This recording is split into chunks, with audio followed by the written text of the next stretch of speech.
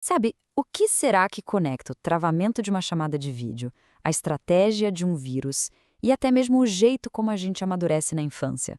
Parece estranho juntar tudo isso, né? Mas a resposta é um conceito só, um que a gente costuma ver como um problema, mas que no fundo é essencial.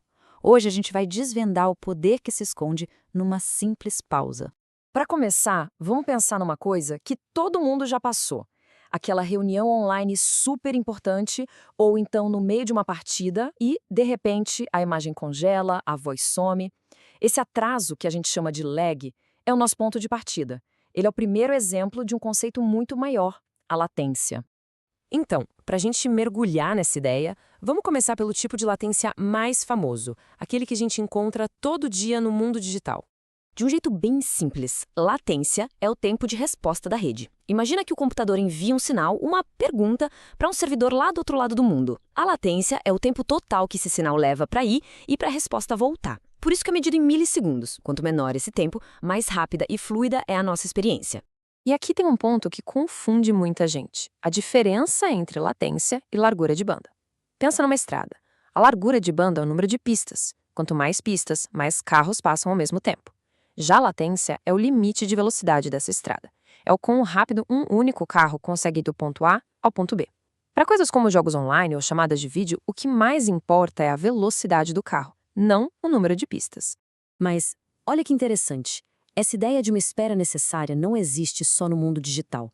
Agora a gente vai sair dos cabos e dos servidores e entrar na biologia, um lugar onde uma pausa pode ser a diferença entre sobreviver ou não.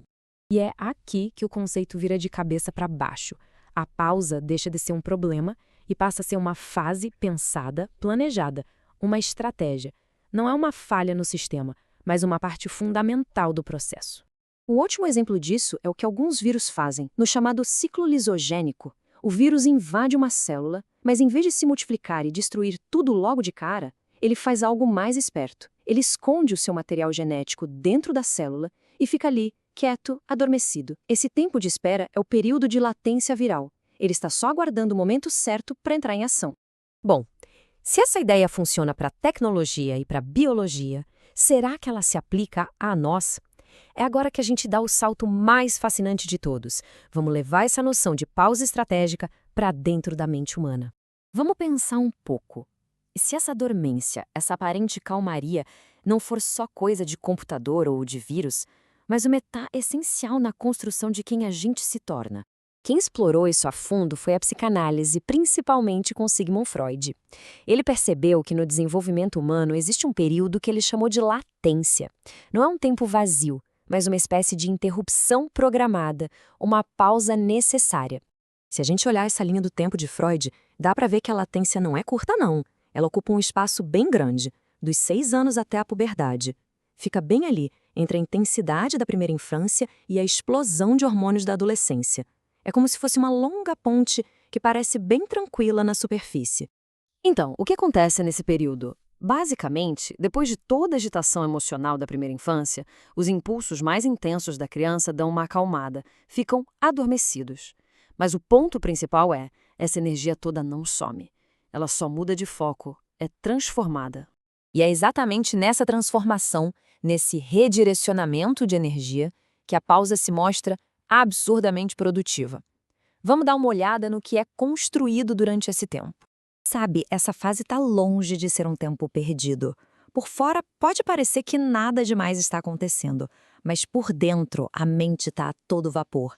É como uma grande oficina trabalhando em silêncio.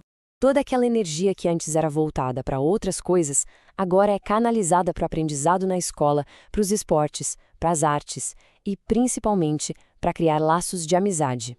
É nessa fase que a gente desenvolve nosso senso de moral, de certo e errado, a gente aprende os valores da sociedade e da cultura em que vive. É um momento de sair um pouco do núcleo da família e começar a se entender como parte de um mundo muito maior. Certo, então agora é hora de juntar todas essas peças. Vamos amarrar as pontas e ver como a tecnologia, a biologia e a psicologia acabam se encontrando nessa mesma ideia fundamental. O padrão fica bem claro, né? Na rede, a gente tem um atraso técnico. No vírus, uma espera estratégica. E na mente, uma pausa construtiva. Em todos eles, a latência é aquele intervalo que acontece antes do próximo grande evento.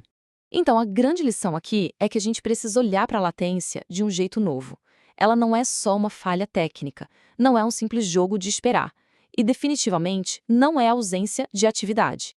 No fim das contas, seja para um pacote de dados chegar, para um vírus se multiplicar na hora certa, ou para uma criança construir as bases da sua personalidade, a latência é esse tempo de preparação. É um tempo de organização e de construção silenciosa. É o fôlego que se toma antes do próximo grande passo. Isso tudo deixa uma pergunta final para a gente refletir. Se olharmos para a nossa própria vida, quais foram aqueles períodos que pareciam parados, que parecia que nada estava acontecendo, mas que, olhando para trás, foram absolutamente fundamentais para o que veio depois?